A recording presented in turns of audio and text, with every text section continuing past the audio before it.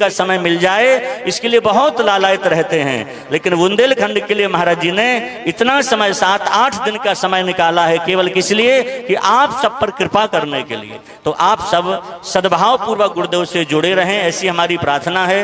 कनक भवन का विशाल मंदिर भी वहाँ तैयार हो रहा, बहुत जल्दी तैयार हो जाएगा, तो वहाँ भी आप सबको जुड़े रहना। महाराज जी का एक भाव है, कमलेश मिश्रा जी हमसे कहे थे कि महाराज जी का भाव है कि वहाँ अखंड संकीर्तन चले, और संकीर्तन के लिए बुंदेलखंड के लोग कीर्तन प्रेमी होते हैं, हर गांव में मंडली होती हैं। तो महाराज जी का भाव ऐसा है कि वर्ष भर के लिए हर गांव से एक मंडली 15-20 लोगों की जाए, उनके भोजन रहने की व्यवस्था करके, और वहाँ आप लोग संकीर्तन करें, अखंड कीर्तन आप लोगों की ओर से हो। आसपास के बमौरी के आसपास के गाँव के लोग जो भी लोग हों वो पहले से ओरछा में श्री अनिरुद्ध दास जी महाराज को, कमलेश मिश्रा जी को लिखवा दें कि हमारे गांव से इतने लोग मंडली लेकर के आएंगे, तो वो सब घोषणाएं होंगी, क्योंकि बहुत जल्दी मंदिर बन के तैयार होगा। तो वहाँ अखंड संकीर्तन उसी समय से शुरू होना है। तो ये कार्य आप लोगों को करना है। अगर ये कार्य आप लोग करेंगे तो महाराज जी को और अधिक प्रसन्नता होगी, और संत जिस कार्य से प्रसन्न हो हमको वही करना चाहिए। हम अधिक विक्षेप नहीं करेंगे, विलंब नहीं करेंगे, महाराज जी की वाणी का लाभ ले लें। बाकी आगे की सूचना कथा को उपरांत कमलेश मिश्रा जी आपको देंगे। अभी महाराज श्री की वाणी का लाभ लें। हम आप सबकी ओर से गुरुदेव के चरणों में सादर वंदन करते हैं।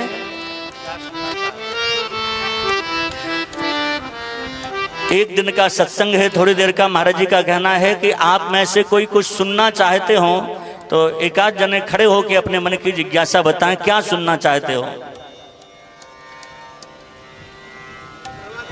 के बारे में हाँ ठीक है। कर्मा देवी के चरित्र के बारे में महाराज जी। हाँ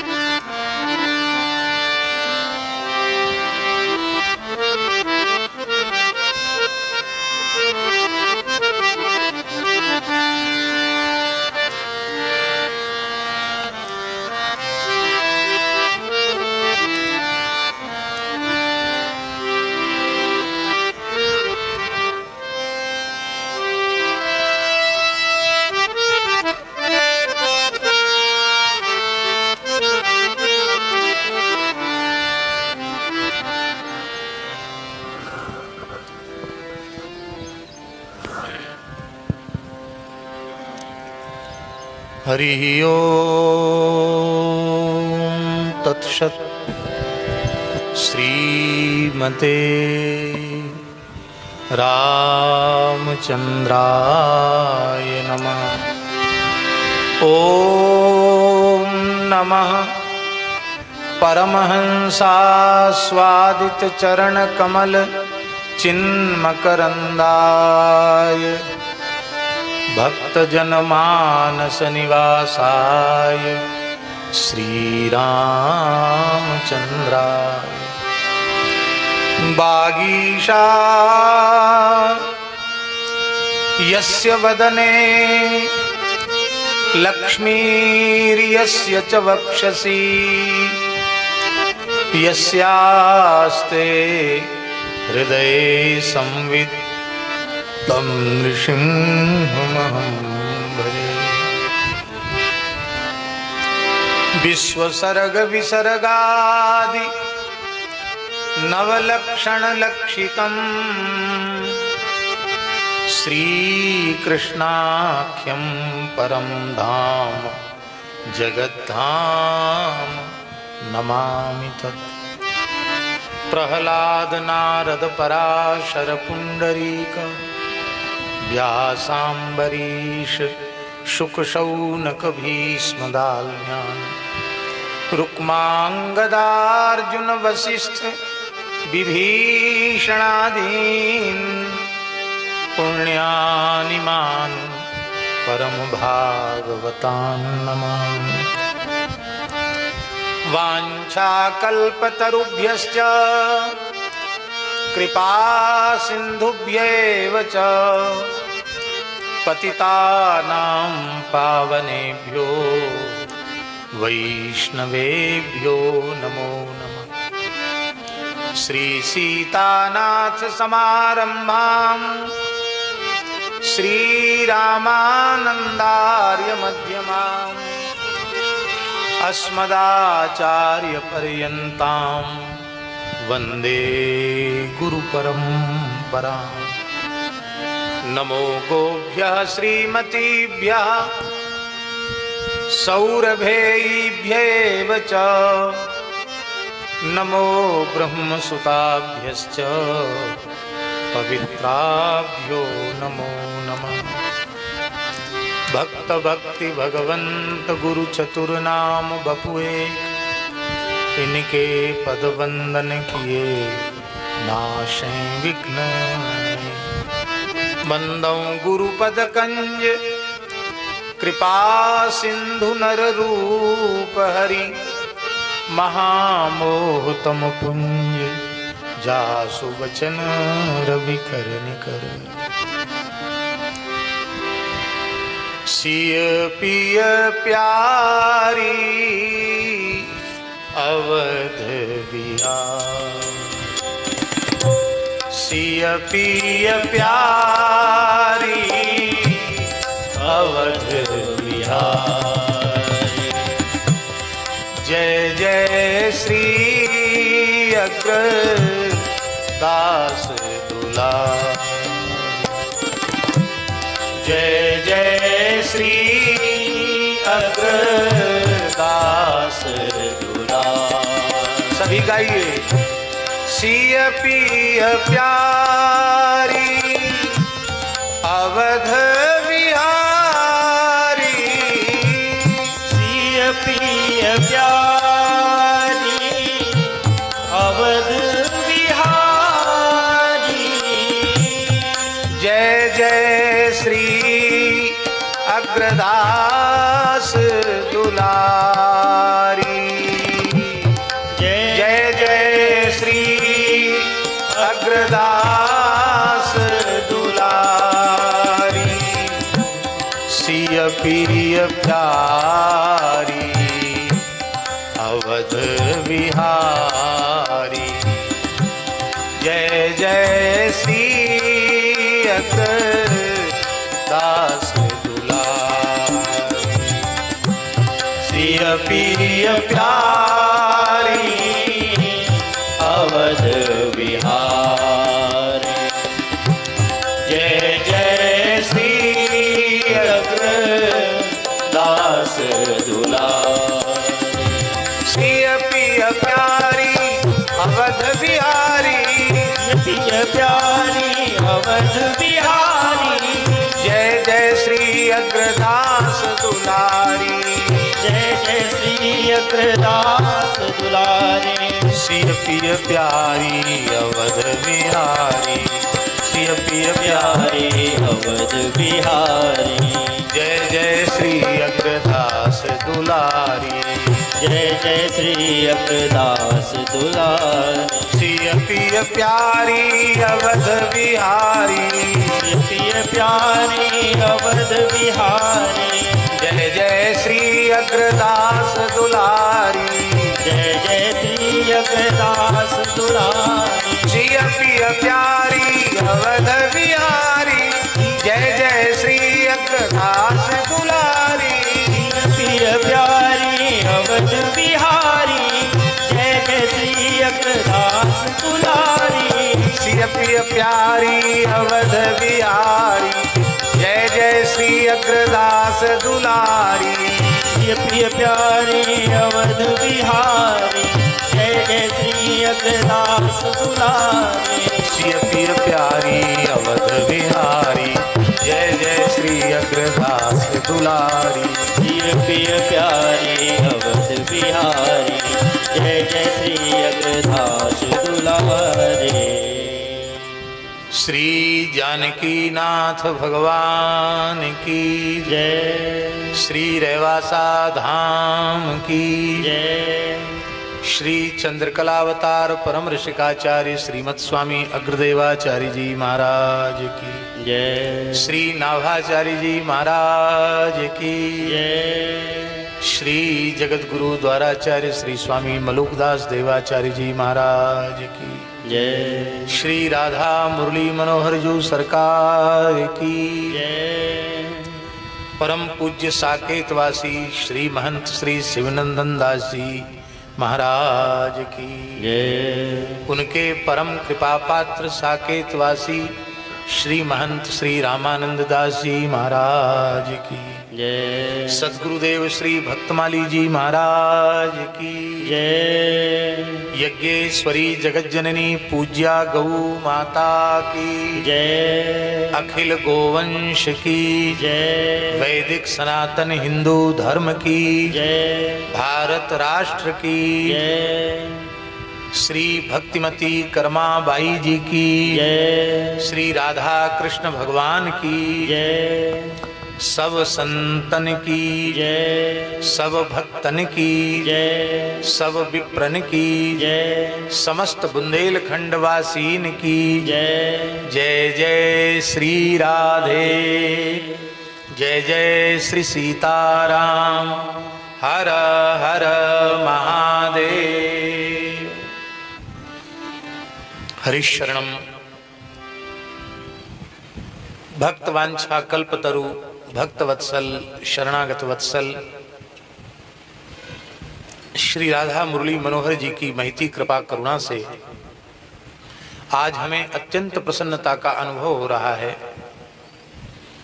कि उस पवित्र बमहोरी गांव में जहां पूज्य सद्गुरुदेव श्री भक्तमाली जी महाराज के चरण 1955-56 से पढ़े चरण 1955 से महाराज जी इस क्षेत्र में आ रहे हैं। गणना करो कितने साल हो गए हैं? अरे कैसी बात कर रहे हो हैं? भारत अपना अमृत महोत्सव मना रहा है 47 से 75 साल तो वो हो गए हैं। हाँ हम करें 1955 से जोड़ो 70 हो गए। हाँ ठीक है ठीक है। 70 वर्ष जो है 70 वर्ष से महाराज जी के चरण पड़ रहे हैं। वैसे महाराज जी के बुंदेलखंड में चरण तो 1943 में ही पड़ गए थे जब देश स्वतंत्र नहीं हुआ था। लेकिन पूज्य श्री बराना वाले महंत जी जब बराना में विराज गए तो उनके वो महाराज जी के छोटे गुरु भाई थे और पूज्य बराना वाले महाराज जी को गुरु रूप में ही आदर देते थे। हमें इस बात का इसलिए स्मरण है कि पूज्य गुरुदेव भक्तमाली जी थोड़े अस्वस्थ थे। महंत जी को जैसे ही सूचना मिली तो महाराज जी तत्काल वहां पहुंचे। महाराज जी हॉस्पिटल में थे। मलुक पीठ में उसमें ज्यादा निर्माण नहीं था तो महाराज जी के ही कक्ष में बराना वाले महंत जी को रहने की व्यवस्था की गई। तो महाराज जी की चौकी पर एक दूसरा गद्दा तकिया बिछा के महंत जी की व्यवस्था की गई। भारी शरीर था महंत जी का। तो हमने कहा महाराज जी इस पर विश्राम करना है। तो रोने लग गए। बोले हमारे गुरु महाराज सरपंच बाबा ने कहा था कि जब तक शास्त्री जी विराजमान हैं तब तक यह मत समझना कि हम कहीं चले गए हैं। मेरा दर्शन उन्हीं में करना। मैं भक्तमाली जी में शास्त्री जी में अपने गुरुदेव का दर्शन करता हूं। मैं उनकी बराबरी पर कभी नहीं बैठता, उनके चरणों में बैठता हूं। और तुम पंडित होकर के ऐसी बात बोल रहे हो कि इस आसन पे तुम आसन लगाओ। हमने कहा महाराज जी तखत तो खाली है। बोले नहीं, इस पे उनका आसन तो लगा है, हम नीचे लेटेंगे। तो आप समझ सकते हैं कि नीचे लेटने के बाद उनको उठ के खड़े होना कितना कठिन था। लेकिन वे प्रार्थना पर भी चौकी पर नहीं लेटे, रात को वो नीचे ही लेटे।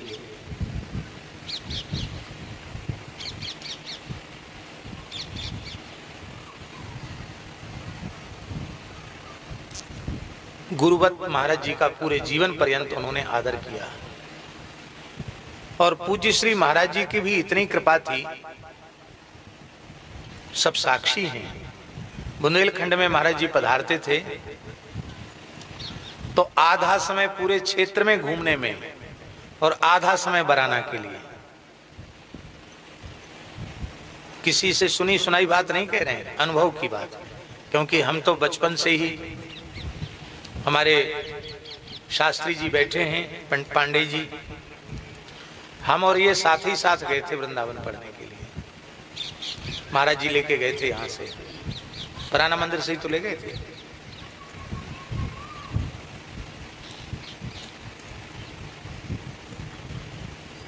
तो महाराज जी 15-15 दिन बराना मंदिर विराजते थे। तालाब में स्नान करना, तालाब में तैरना, शाम को बेल का शरबत बना के बिहारी जी को भोग लगा के सबको पिलाना, वहीं बैठकर कुछ चर्चा करना। और गांव के लोग उतने समझ नहीं पाए पूज्य महाराज जी को, वे भारतवर्ष की कैसी अनुपम विभूति महाराज जी थे, आज भी हैं, कि हम अपनी वाणी से उसका वर्णन नहीं कर सकते।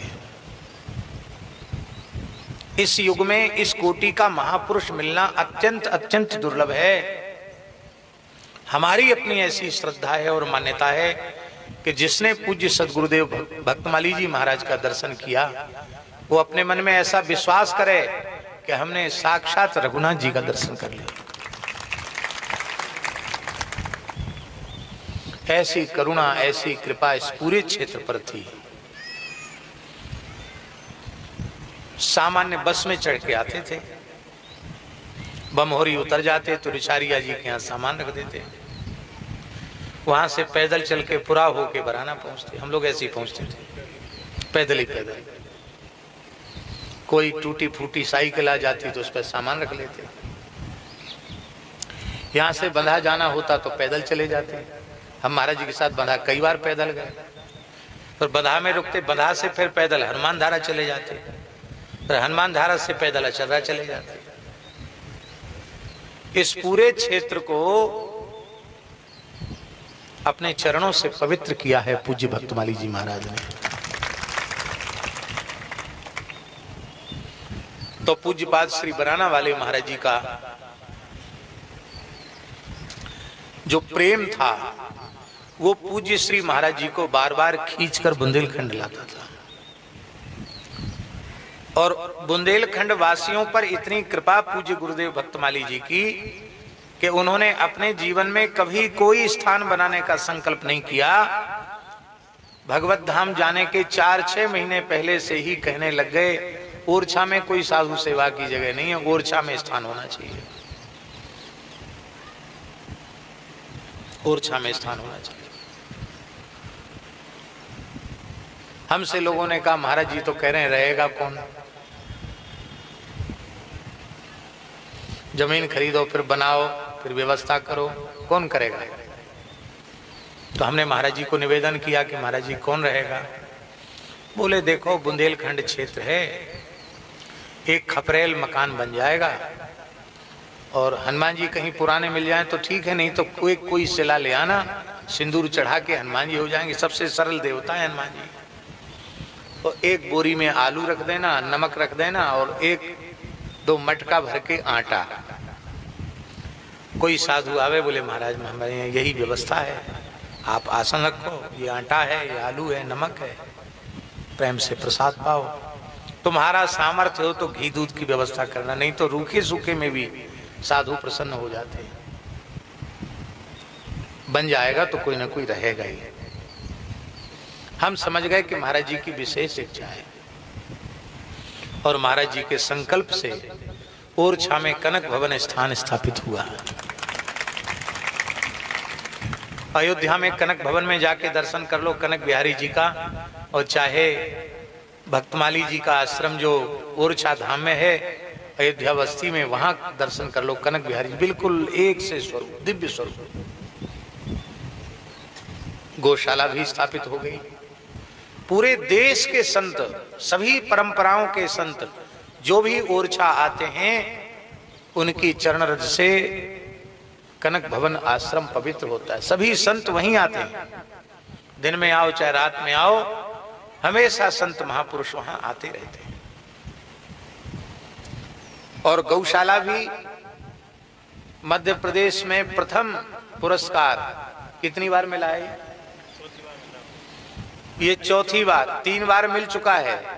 पूरे मध्य प्रदेश की प्रथम श्रेणी की गौशाला का पुरस्कार साफ सफाई, स्वच्छता, गायों का स्वास्थ्य और गायों की नस्ल का संवर्धन, सारे जो सरकारी मानक हैं उनका विचार करते हुए 3 बार मध्य प्रदेश में प्रथम पुरस्कार ओरछा गौशाला को मिल चुका है।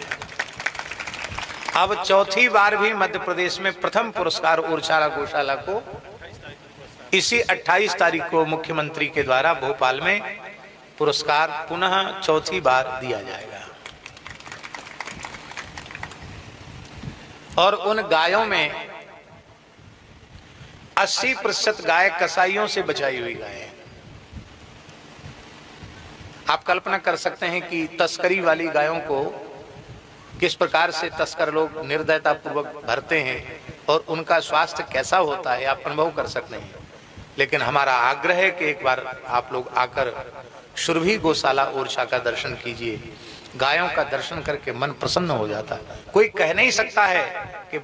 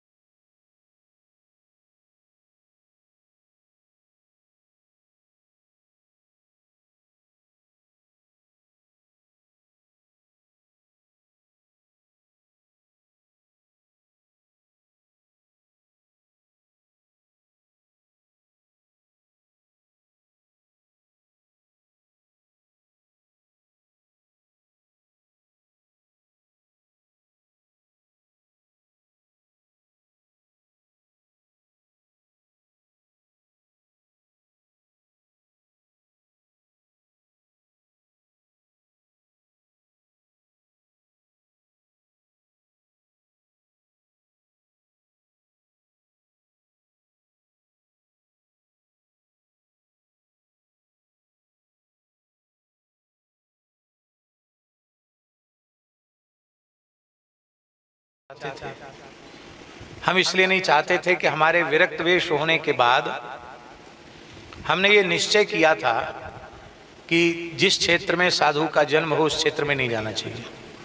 तो हमने निश्चय किया था कि हम बुंदेलखंड क्षेत्र में नहीं जाएंगे और पूरी दुनिया में सब जगह जाएंगे। हमने ये निश्चय किया था, लेकिन हमारे विरक्त वेश होने के सबसे पहली कथा बराना मंदिर में हुई। पहले से निश्चित थी, विरक्त वेश होने के पहले से निश्चित थी कथा। भक्तमाली जी महाराज ने कहा, भाई मंदिर में जाने को तो मना नहीं होना चाहिए, खाकचौक वाले महंत जी से पूछ लो। उन्होंने कहे, भाई संतों के स्थान में जाने में मना थोड़ी है, जाओ। तो पहली यात्रा विरक्त वेश के बाद, कार्तिक पूर्णिमा के बाद अगहन कृष्ण पक्ष में कथा थी। ये 1995 की बात है। पहली कथा बराना मंदिर में हुई। एक कहावत है, तेरे मन कछु और है और कर्ता के कछु और। भगवान के मन की इच्छा यही थी। पूज्य गुरुदेव भक्तमाली जी का, बराना वाले महंत जी का संकल्प था कि पूरे बुंदेलखंड क्षेत्र में भक्ति का प्रचार प्रसार निरंतर होता रहना चाहिए। इसके बाद ओरछा स्थान स्थापित हो गया ललितपुर में। बराना वाले महंत जी ने आग्रह करके, मैंने मना कर दिया था, हमने कहा भाई हम आ नहीं सकते, यहाँ रह नहीं सकते। ललितपुर वाले महाराज जी रोने लगे, बोले भाई देखो ये नरसिंह मंदिर कम से 500 साल पुराना स्थान है। उनके गुरुजी की तिथि पर हम कथा करने आए थे, सारी व्यवस्था वृंदावन से करके आए थे। पहली कथा में भंडारे तक की। और बराना वाले महंत जी ने कहा कि तुम हमारी बात नहीं मानते हो। हम तो भक्तमाली जी की बात कभी नहीं ठुकराई, आप हमारी बात नहीं मानते हो। फिर कहते हमारे काका गुरु हैं। काहे बात क्या काका गुरु है? देखो महात्मा है, ये कह रहे हैं, इनकी बात मान। तो न चाहते हुए भी नरसिंह मंदिर में चादर विधि हो गई। बुंदेलखंड में दूसरा स्थान हो गया। श्री लक्ष्मण जी का बड़ा मंदिर लिधौरा, पूज्य महंत जी महाराज बहुत सरल हैं। उन महंत जी का विशेष आग्रह हुआ, लिधौरा के लोगों का आग्रह हुआ, और कमलेश मिश्रा जी, द्वारिका मिश्रा जी, सब लोगों ने कहा महाराज जी क्षेत्र का पुराना स्थान है, सैकड़ों वर्ष पुराना स्थान है। आप सोचिए, लिधौरा मंदिर उस समय का मंदिर है जब ओरछा राज्य की स्थापना नहीं हुई थी। ओरछा राज्य के संस्थापक थे महाराजा रुद्र प्रताप सिंह जी देव, जो काशी से चल के आए थे, जिन्होंने सर्वप्रथम ओरछा की नींव रखी। उन्हीं रुद्र प्रताप जी के द्वारा लिधौरा में लक्ष्मण मंदिर बनाया गया। आप सोचो, राम राजा सरकार के आने के कम से कम 200 वर्ष पहले लक्ष्मण जी सरकार आकर विराज गए। आज उस स्थान का भी आप लोग दर्शन करें। जिस समय सेवा में प्राप्त हुआ था उस समय कैसा स्वरूप था, और आज गुरुजनों की कृपा से, संतों की कृपा से, लक्ष्मण जी की कृपा से, महंत जी की तपस्या के प्रभाव से, पूज्य गुरुदेव भक्तमाली जी के आशीर्वाद से आज निरंतर उस मंदिर में जीर्णोद्धार का कार्य चल रहा है। कायाकल्प हो गया पूरे मंदिर का। अभी थोड़ा मंदिर का और काम बाकी है। काम इतना बड़ा है कि हम समझते हैं कि अब तक 1 करोड़ रुपए लग गया होगा वहां। हैं 1-10 के ऊपर हो गए, गांव वाली बता रहे हैं।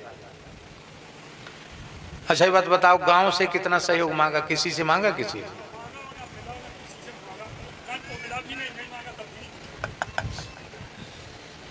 ठाकुर जी की तरफ से लगाया। यहाँ के एक महापुरुष ने हमसे कहा कि इतने पुराने पुराने स्थान ले रहे हो, पुताई कराना भी मुश्किल होगा, ये क्या कर रहे हो? इससे तो नया कोई प्रकल्प खोलते वो अच्छा होता। लेकिन हमारे भाग्य में ठाकुर जी ने यही लिखा है, पुराने मंदिरों का रखरखाव और जीर्णोद्धार। तो आज वह भी खूब दिव्य स्वरूप में प्रकट हो गया है, लिधौरा मंदिर।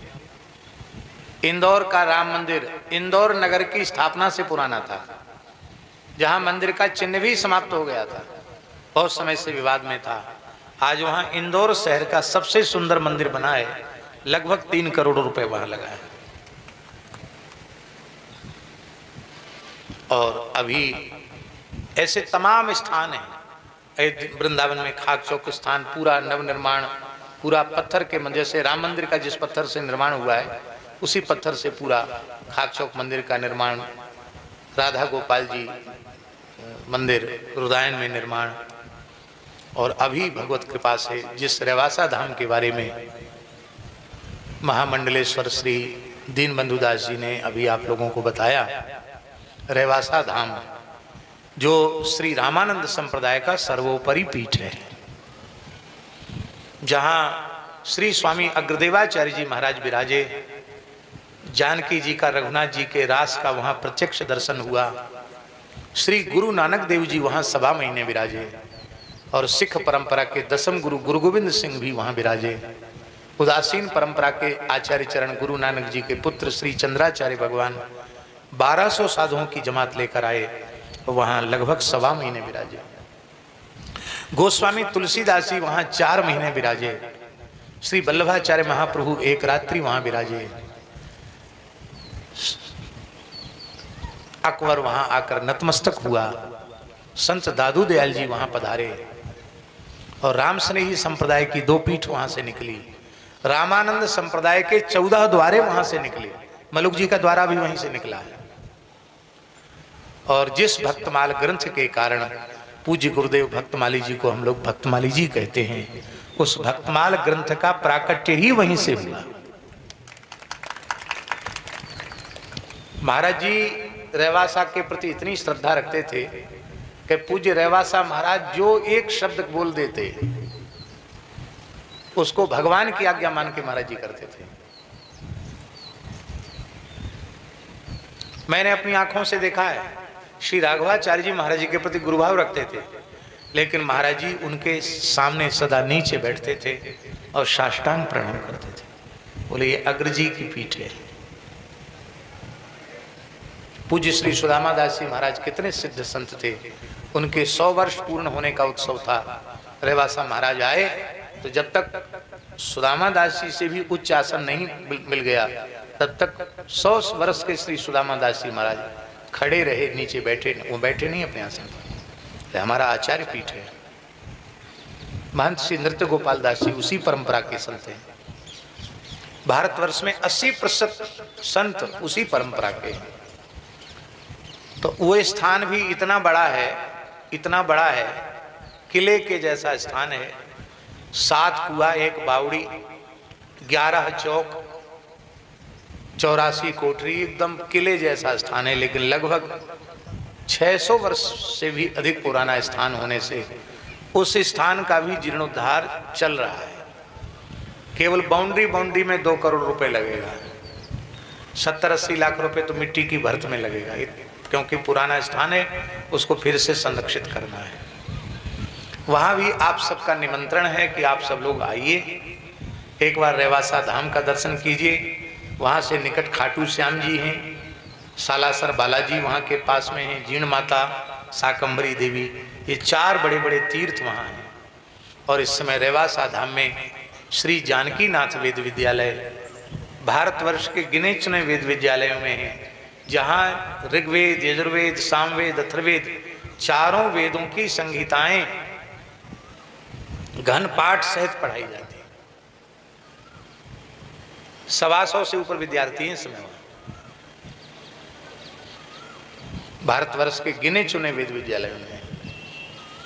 तो भगवान ने सेवा सौंपी है, ये बात कहने की आवश्यकता नहीं है, आप समझें कि हम अपना प्रचार खुद कर रहे हैं, ऐसी बात नहीं है। हम इसलिए कह रहे हैं कि गुरुजनों ने, भगवान ने इतनी सेवा का भार सिर पे दे दिया है कि हम मलुक पीठ में भी जैसे यहाँ आके भागते हैं ऐसे वहाँ जाते हैं। रेवासा में इतना समय है, वहाँ भी कम समय दे पाते हैं। पूरे देश में लगातार विचरण होता रहता है, तो उसी हिसाब से हम यहाँ के क्षेत्र को भी समय देते हैं। लेकिन अब भी लोग आरोप यही लगाते हैं, पूरे देश के लोग आरोप लगाते हैं कि बुंदेलखंड में ऐसी क्या बात है, आप वहाँ 10-10 दिन का, 12-12 दिन का समय दे देते हो, हम लोगों के लिए 1 दिन का समय मुश्किल है, यहाँ इतना समय कैसे? तो भैया ये हमारे गुरुदेव की पवित्र भूमि है, उनके चरण रज पड़े हुए हैं। और भगवान श्री मुरली मनोहर जी बिहारी जी साक्षी हैं, गुरुदेव की कृपा से, संतों की कृपा से अब तक अमीर गरीब में बिल्कुल भेद नहीं है। गांव और बड़े महानगर में भी भेद नहीं है। किसी संप्रदाय का और किसी जाति का भी भेद नहीं है। भगवान के नाते सब हमारे अपने हैं और प्रत्येक जीव को अपने कल्याण का पूरा अधिकार है। इसलिए आप लोग अपने मन में ये बात कभी मत लाना कि हम दूर हैं या आप हमसे दूर हैं। श्री राम राजा सरकार और गुरुदेव के नाते से आप सब हमारे हैं और हम आपके हैं। ऐसे ही हम बार बार आते रहेंगे और ये आप लोगों ने बहुत अच्छा किया। प्राय होता क्या महाराज हमारे घर में आ जाओ, तुम्हारे पांव परे महाराज हमारे घर में आ जाओ। भैया अब सोचो इतने लोग बैठे सबके घर में जाएं तो महीना भर में पूरा नहीं होगा।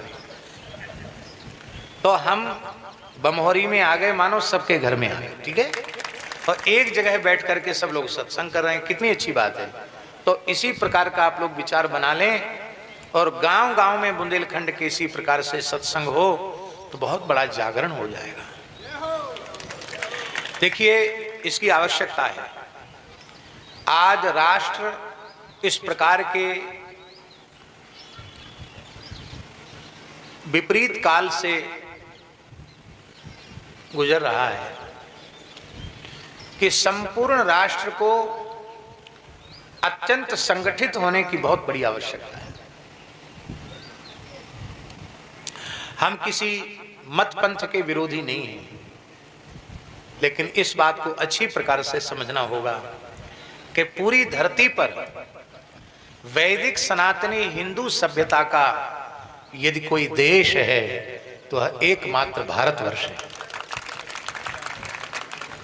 और भारतवर्ष में हिंदू विघटित हो जाएगा, भारतवर्ष में हिंदू कमजोर हो जाएगा तो और देशों को और जगह जगह मिलेगी। हम आपको कहां जगह मिलेगी। इसलिए हिंदुओं का संख्या बल कम हो रहा है, इस पर भी सबको ध्यान देना चाहिए।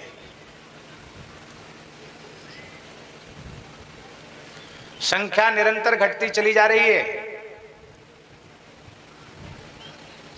संख्या घटनी नहीं चाहिए। दूसरे विषय पर हम चर्चा नहीं करना चाहते। जिन देशों ने जनसंख्या पर नियंत्रण लगाया, आज उनके यहाँ क्या समस्या हो रही है आप लोग सब देखते हो। उनके यहाँ समस्या हो रही कि नहीं हो रही। संपूर्ण विश्व की सभ्यताएं सुरक्षित रहें, इसके लिए हिंदुओं का समृद्ध होना, हिंदुओं का शक्तिशाली होना और हिंदुओं का संगठित होना बहुत आवश्यक है। हिंदू रहेगा तो सब सभ्यताएं रहेंगी और ये नहीं रहेगा तो कोई सभ्यता धरती पर रहने वाली नहीं है। इसलिए विश्व की सभी संस्कृतियों को बचाया जा सकता है हिंदुत्व की रक्षा करके। अच्छे समर्पित अनुकूल शासक न होते तो अभी जो घटना घटी थी, क्या इतना बढ़िया उत्तर दिया जा सकता था। कितने दुख की बात है कि उनका धर्म और पूछ करके उनको जाति पूछी। क्या जाति तो नहीं पूछी कि तुम किस जाति को, पंडित हो कि ठाकुर हो कि वैश्य हो, क्या हो, पूछा गया। जाति नहीं पूछी, धर्म पूछा और उन्हें मार दिया। और ये पहली बार नहीं हुआ है। अब तक जितने कत्लेआम हुए हैं वो धर्म के नाम पर ही हुए हैं। बस बात ये थी कि पहले मीडिया को अधिकार नहीं था सही बातों को प्रकाशित करने का, अब थोड़ा स्वतंत्रता आ गई है तो इस बात का प्रचार प्रसार हो गया। नहीं, पहले भी जो हत्याएं हुई हैं आतंकवादियों के द्वारा, उनके मूल में भी केवल यही था कि हिंदुत्व को समाप्त करो, हिंदू को समाप्त करो।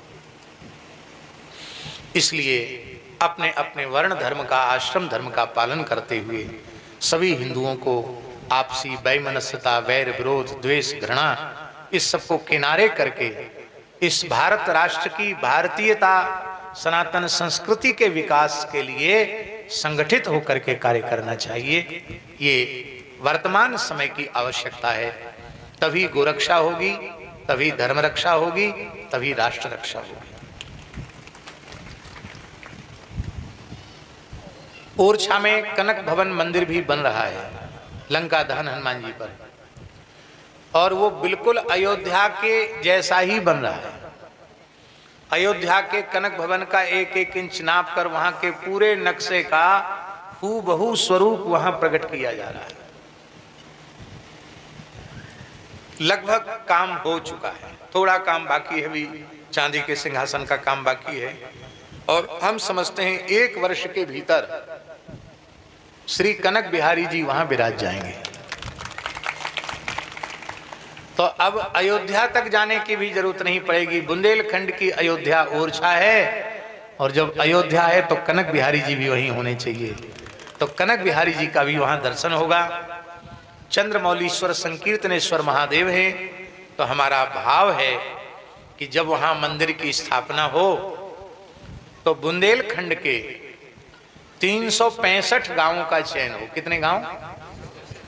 एक दिन की एक गांव की ड्यूटी 24 घंटे की, अखंड कीर्तन करते हुए, अपने गांव से कीर्तन करते हुए, वाहन से दूरी हो तो वाहन से, और 10-5 किलोमीटर हो तो पैदल भी चल सकते हैं, नहीं तो वाहन से वहां पहुंचे, कीर्तन करते हुए जाएं, 24 घंटे का कीर्तन करके कीर्तन करते अपने गांव में आए। इस तरह से 365 गांवों का वहां जुड़ाव हो। और जो लोग इतने सामर्थ्यवान हैं कि वहां जाकर एक दिन का भंडारा संत सेवा कर सकते हैं वो करें, नहीं तो कनक बिहारी सरकार सबके प्रसाद की, निवास की अपनी ओर से व्यवस्था करेंगे। ये यदि कार्य हो गया तो पूरे बुंदेलखंड में बहुत बड़ा उदाहरण प्रस्तुत हो जाएगा। आप लोग सब इसके लिए लगिए, और सबकी तिथियां भी अभी से निश्चित कर दो। ठाकुर जी के विराजमान होने के पहले सब कार्य हो जाना चाहिए। अब तक कितने गांव हो गए? 150 गांव अब तक हो गए हैं। तो अब ऐसा न हो कि संख्या पूरी हो जाए फिर आप लोग कहें हम तो रह ही गए। बहुत तेजी से लोग इसमें अपनी सहभागिता निश्चित कर रहे हैं, और जिन गांवों में आर्थिक अभाव के कारण वो हारमोनियम, ढोलक, झेला आदि नहीं खरीद सकते हैं, ऐसा ही यदि कोई है तो उनको भी हम ठाकुर जी की ओर से हारमोनियम, ढोलक, मजीरा, झांझ सब कुछ देंगे। बस अपने गांव में रोज थोड़ी देर कीर्तन करें, और साल में 1 दिन की ड्यूटी। भाई साल भर में 24 घंटे निकाल सकते हो कि नहीं निकाल सकते? आपको हर महीने बुलाएं तो आप कहेंगे कि भाई महाराज हमारे अमुक अमुक काम है, पर वर्ष में एक 24 घंटे का समय तो आप कीर्तन के लिए निकाल सकते हैं। यद्यपि ओरछा गौशाला में कीर्तन हो रहा है और बहुत सुंदर कीर्तन चल रहा है, कीर्तन वालों को कुछ मासिक सेवा दी जाती है, उससे कीर्तन हो रहा है। वृंदावन मलूक पीठ में भी अखंड कीर्तन चल रहा है, रेवासा धाम में भी अखंड कीर्तन चल रहा है, अपने ठाकुर जी के प्रायः सभी स्थानों में अखंड कीर्तन चल रहा है। पर सेवा देकर कीर्तन करने की बात अलग है, और इस प्रकार से निष्काम भाव से गांव के लोगों का जुड़ाव हो कीर्तन में, लोगों का खान पान पवित्र हो, आहार व्यवहार विचार सब पवित्र हों, माता पिता का, अपने से बड़ों का सब सम्मान करें। ये सब भाव संकीर्तन के माध्यम से विकसित हो जाएंगे। भाएं कुभाएं अनख आलस हूँ, नाम जपत मंगल दिशि दसों। मंगल दिशि दसों दिशाओं में मंगल हो जाएगा। तो महंत श्री अनिरुद्धदास जी से और श्री कमलेश मिश्र जी से, द्वारिका मिश्र जी से आप लोग संपर्क कर सकते हैं। हमारे लिधौरा मंदिर के महंत श्री संत दास जी बैठे, ये बैठे। इतने भारी भरकम महंत आपको मिलेंगे नहीं। बराना वाले महंत जी के बाद यदि कोई पिंडी जमती है तो हमारे संत दास जी की पिंडी जमती है। अनिरुद्ध दास जी को तो बताना पड़ेगा कि ओरछा के महंत हैं, पर संत दास जी को किसी को कहना नहीं पड़ेगा कि ये महंत। खड़े हो जाओ, दर्शन तो कर लें सब लोग।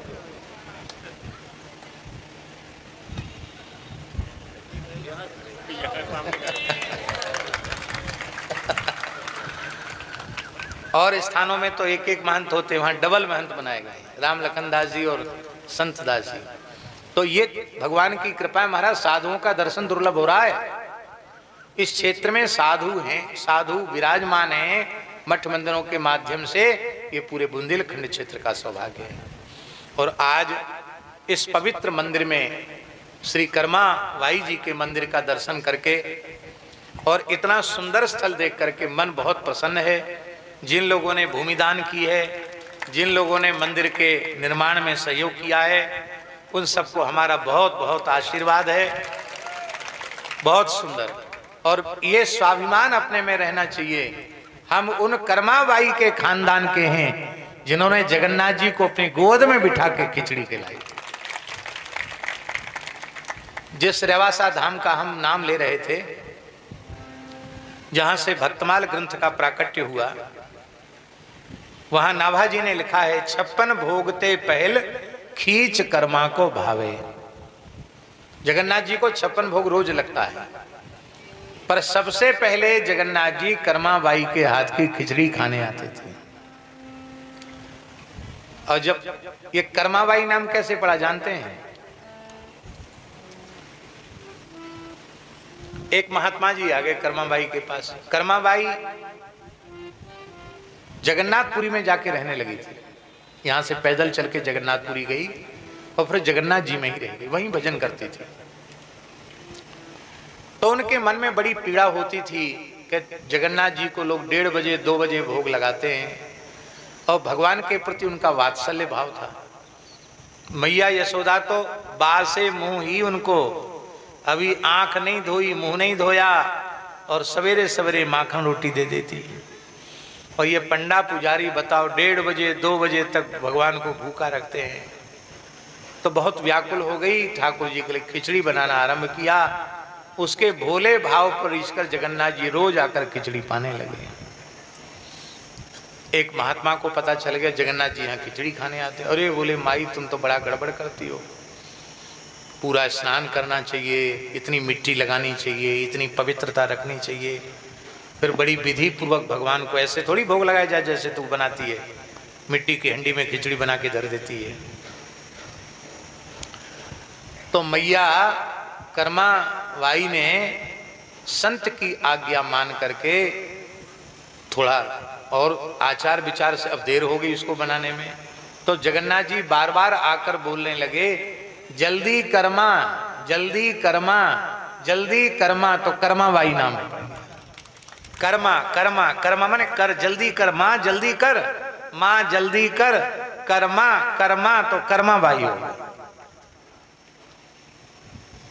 जहां विषपान कराने का संकल्प लेकर आने वाली, मारने का संकल्प लेकर आने वाली पूतना को माता की गति भगवान देते हैं, वहां जिस कर्माबाई ने ठाकुर जी को गोद में खिलाया हो, अपने हाथ से जिमाया हो, उन कर्माबाई को भगवान क्या देंगे, ये वाणी में सामर्थ्य नहीं है। पर कर्माबाई के चरित्र में है, जब कर्माबाई का समय पूरा हो गया, वृद्ध हो गई, और जगन्नाथ जी का स्मरण करते करते उन्होंने अपने देह का त्याग किया, तो मंदिर में पुजारियों ने देखा कि जगन्नाथ जी फूट फूट कर रो रहे हैं, बलभद्र प्रभु रो रहे हैं, सुभद्रा जी रो रही हैं, फूट फूट कर रो रहे हैं। पंडा पुजारी घबराए, जय जगन्नाथ जी के आंसू चल रहे हैं। महाराजा को कहा, जगन्नाथपुरी के नरेश को कहा, राजा ने पूछा, तब ठाकुर जी ने कहा कि आप लोग कहते आप क्यों रो रहे हैं? अरे हमारी माँ मर गई, तो आप पूछते आप क्यों रो रहे हैं? तो राजा ने कहा कि मर के कहाँ गई?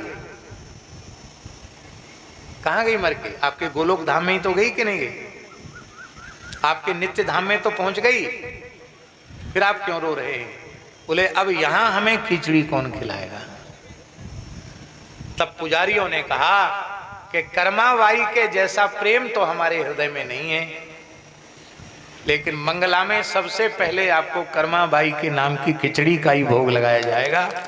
आज भी जगन्नाथपुरी में सबसे पहले मंगला में खिचड़ी का भोग लगाया जाता है, और उसको कर्माबाई की खिचड़ी बोलते हैं। क्या बोलते हैं? कर्माबाई की खिचड़ी। तो समय तो अधिक हो रहा है, हमको और आगे भी जाना है, लेकिन 2-4 कुछ पंक्तियां गा लेते हैं कर्माबाई के चरण।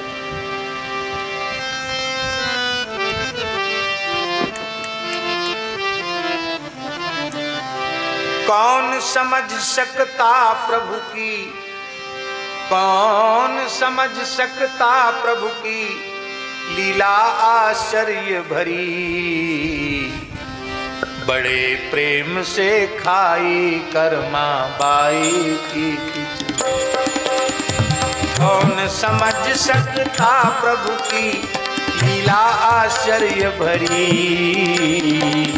बड़े प्रेम से खाई कर्मा बाई की खिचड़ी। हाँ, बड़े प्रेम से खाई कर्मा बाई की खिचड़ी। हाँ, आप लोग सब ध्यान से सुनेंगे तो सबकी समझ में आएगा। अति पवित्र तन तिलक छाप युत बड़े बड़े आचारी, उत्तम कुल में जन्म कावे पंडित और पुजारी। 56 भोग 36 व्यंजन भरी स्वर्ण की थारी, तुलसी दल और मंत्र सहित 25 हारे भोग लगारी। तुलसी दल और मंत्र सहित 25 हारे भोग लगारी। बिना प्रेम के सब सामग्री, बिना प्रेम के सब सामग्री रह जाए धरी धरी, बड़े प्रेम से खाई कर्मा बाई की खिचड़ी। हाँ, बिना प्रेम सब सामग्री रह जाए धरी धरी, बड़े प्रेम से पाई कर्मा बाई की खिचड़ी। हाँ, बड़े प्रेम से पाई कर्मा बाई की खिचड़ी। अत्यंत पवित्र शरीर, ब्राह्मण कुल में जन्म, 12 तिलक लगाते हैं, बड़ा आचार विचार का पालन करते हैं, पंडित कहते हैं उनको, पुजारी कहते हैं, और वो 56 भोग लगाते हैं, सोने की थाली में भर भर के भोग लगाते हैं, तुलसी दल पधराते हैं, नाभ्या आसी दंतरिक्ष मंत्र का उच्चारण भी करते हैं, लेकिन ठाकुर जी प्रत्यक्ष होकर खाते नहीं है। और बिचारी कर्माबाई बिना पढ़ी लिखी कुछ नहीं जानती, क्यों? राम ही केवल प्रेम प्यारा, जान ले जो जान नियारा। राम ही केवल प्रेम प्यारा, जान ले जो जान निहारा। भगवान मिलते कैसे हैं? मिले न रघुपति बिन अनुरागा, किए कोटि जप जोग विरागा। न रघुपति बिन अनुरागा, ये कोटि जप जोग विरागा। लेकिन धन्य है कर्माबाई,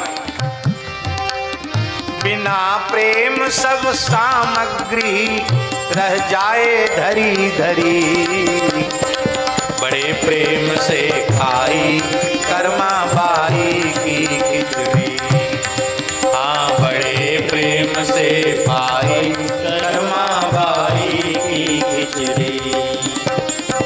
कर्माबाई भक्तिमती अति हरि को लाड़ लड़ावे, बालक जानी श्याम सुंदर को हृदय सदा अकुलावे। जगते जगते भूख लगेगी मचल कहीं ना जावे, बड़े सवेरे बिना नहाए खिचड़ी नित्य बनावे। बिना बड़े सवेरे बिना नहाए खिचड़ी नित्य बनावे। एक बात ध्यान रखना, नकल मत करना कर्माबाई की कि वो बिना नहाए खिचड़ी बनाती थी, हम भी बिना नहाए बनाएंगे। कर्माबाई जैसा विश्वास और कर्माबाई जैसा प्रेम हमारे मन में नहीं है, इसलिए हमें तो शास्त्र की मर्यादा का पालन करना चाहिए।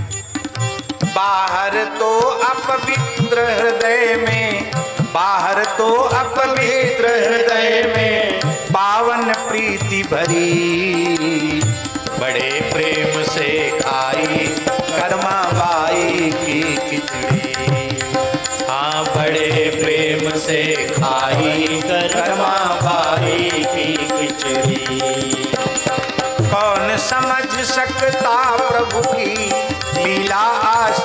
भरी, बड़े प्रेम से खाई कर्मा बाई की खिचड़ी।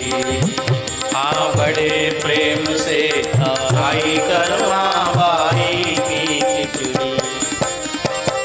जगन्नाथ मंदिर से आते नवल बिहारी बांके, जगन्नाथ मंदिर से आते नवल बिहारी बांके। कौन आते? कर्माबाई की खिचड़ी खाने।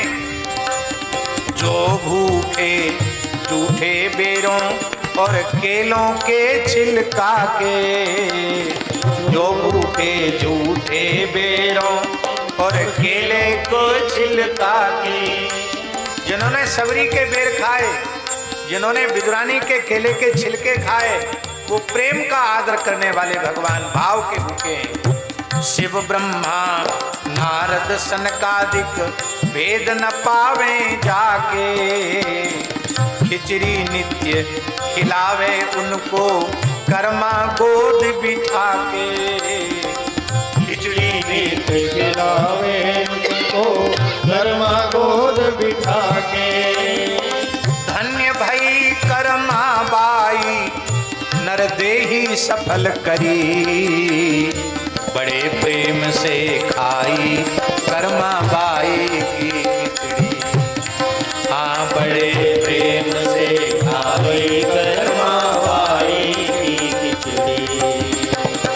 कौन समझ सकता प्रभु की लीला आश्चर्य भरी, बड़े प्रेम से खाई कर्मा बाई की खिचड़ी।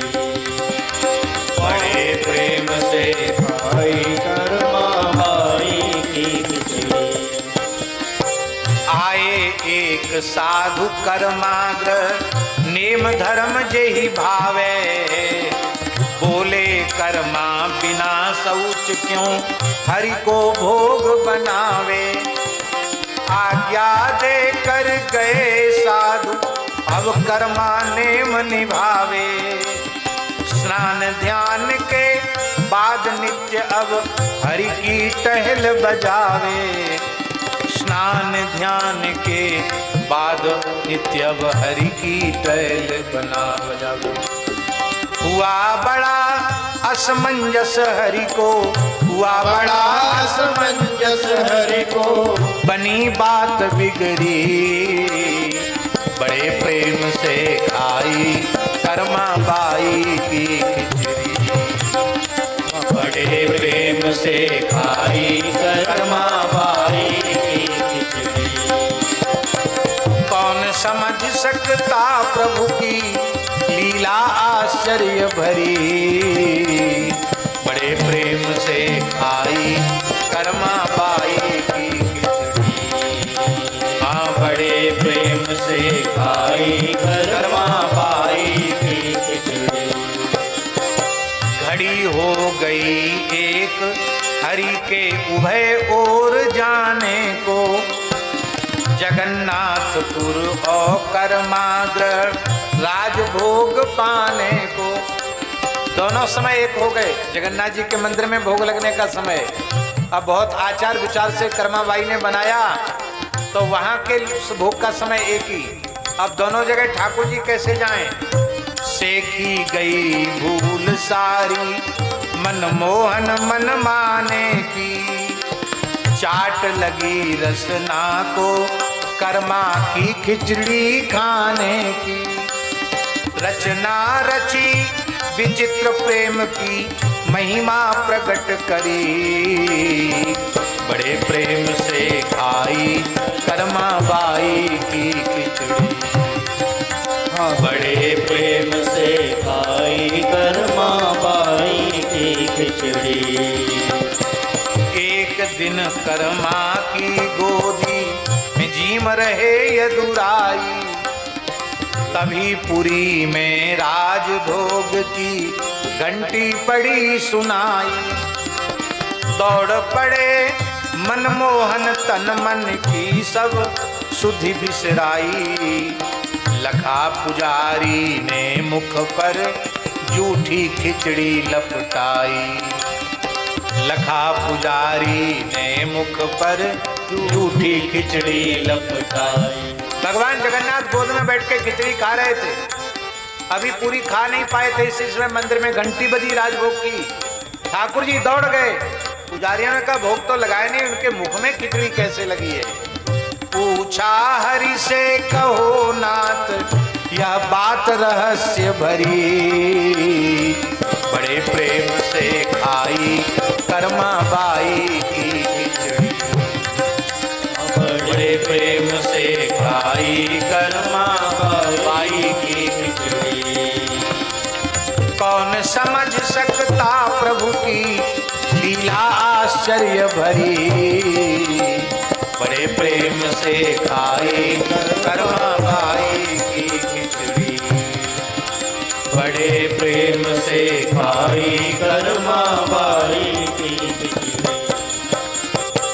सुन सेवक की वाणी बोले भक्त बछल बनवारी, बना पुत्र में कर्मा का वह बनी मेरी महतारी।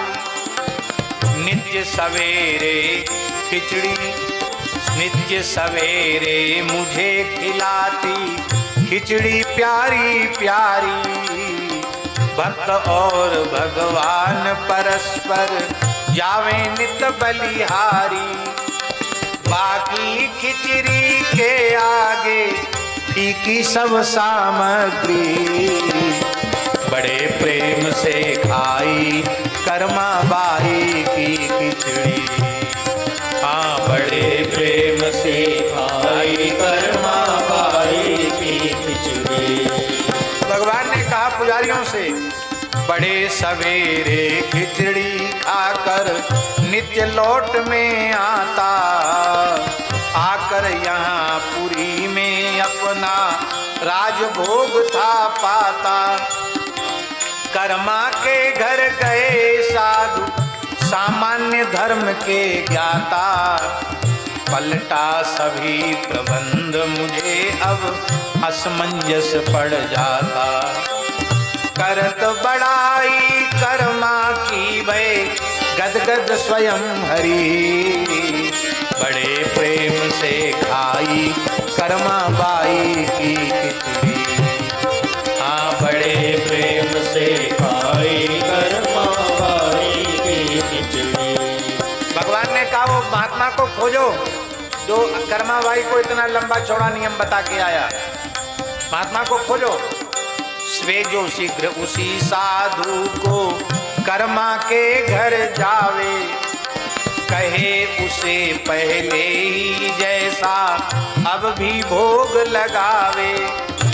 भूखे रहकर बहुत देर तक पुत्र बहुत दुख पावे, माँ को भी विलंब होने से तनिक चैन न आवे। आज्ञा पाकर चले साधु कर्मा घर उसी घरी, बड़े प्रेम से खाई कर्मा बाई की खिचड़ी। हाँ, बड़े प्रेम गाइए खाई कर्मा बाई की खिचड़ी। रे मन बन जा धूल अभी तू कर्मा के चरणों की, रे मन बन जा धूल अभी तू कर्मा के चरणों की। क्यों आशा करता जग के क्षण भंगुर ओस कणों की। आवश्यकता है तब तक साधारण उपकरणों की, मिली नहीं तुझको जब तक पद पंकज धूलि बड़ों की। मिले अगर प्रेमी तो समझो, मिले अगर प्रेमी तो समझो, प्रभु ने कृपा करी। बड़े प्रेम से खाई कर्मा बाई की खिचड़ी। हाँ, कौन समझ सकता प्रभु की लीला आश्चर्य भरी। बड़े प्रेम से खाई कर्मा बाई की खिचड़ी। हाँ, बड़े प्रेम से खाई कर्मा बाई की खिचड़ी। वेग भांति कर्माग्रह पहुँचे जाई। आज्ञा जो कुछ दई हरि ने जाकर उसे सुनाई। कर्मा तू बड़ भागिन हरि के माँ की पदवी पाई। मन भाई आज्ञा सुन कर्मा भूली नहीं समाई। तन पुलकत मन कुलकत लावे नैना मेघ झरी। बड़े प्रेम से खाई कर्मा बाई। कौन समझ सकता प्रभु की लीला आश्चर्य भरी।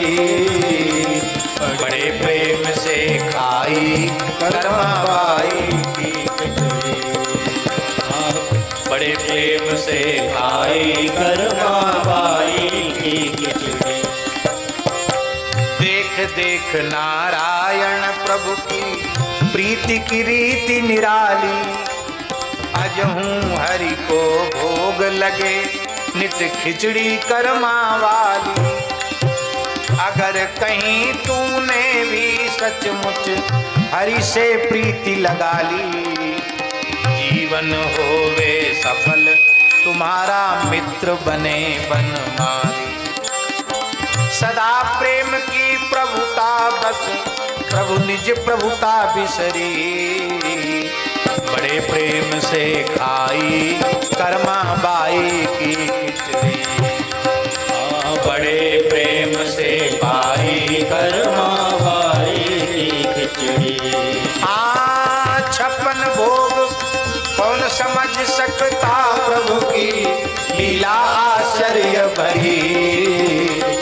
बड़े प्रेम से खाई कर्मा बाई की खिचड़ी। हाँ बड़े प्रेम से खाई कर्मा बाई की खिचड़ी। जय जगन्नाथ जय कर्मा बाई। जय जगन्नाथ जय कर्मा बाई। जय जगन्नाथ जय कर्मा बाई। जय जगन्नाथ जय कर्मा बाई। ये कीर्तन आप लोग रोज किया करो। जय जगन्नाथ जय कर्मा बाई। जय जगन्नाथ जय कर्मा बाई। जय जगन्नाथ जय कर्मा बाई। जय जगन्नाथ जय कर्मा बाई। जय जगन्नाथ जय कर्मा बाई। जय जगन्नाथ जय कर्मा बाई। जय जगन्नाथ जय कर्मा बाई। जय जगन्नाथ जय कर्मा बाई। जय जगन्नाथ जय कर्मा बाई। जय जगन्नाथ जय कर्मा बाई। जय जगन्नाथ जय कर्मा बाई। जय जगन्नाथ जय कर्मा बाई। श्री जगन्नाथ महाप्रभु की जय। श्री बलभद्र महाप्रभु की जय। श्री सुभद्रा बाई की जय हो। श्री कर्मा बाई की जय हो। श्री नीलाचल धाम की जय हो। श्री राधा मुरली मनोहर सरकार की जय हो। श्री लक्ष्मण जू सरकार की जय हो। हम जब भी बुंदेलखंड क्षेत्र में आते हैं तो हम आपसे सच्ची बात कहते हैं, हमको रामानंद दास जी का बहुत स्मरण होता है। बहुत सीधे, बहुत सरल, बहुत अच्छे महात्मा।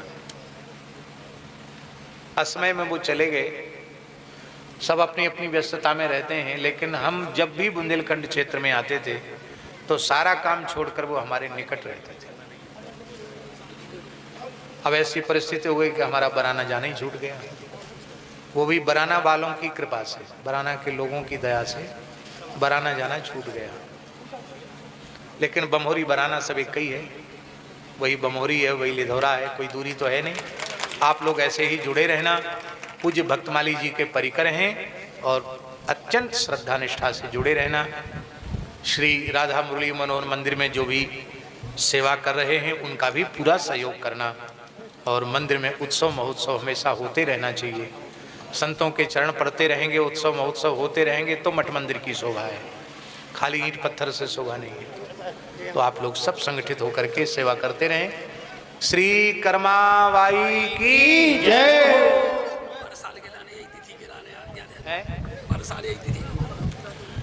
अब ये तो हम नहीं कह सकते कि इसी तिथि पर, लेकिन जब भी लिधौरा आएंगे तो 1 घंटा हम 1 डेढ़ घंटा कम से कम बम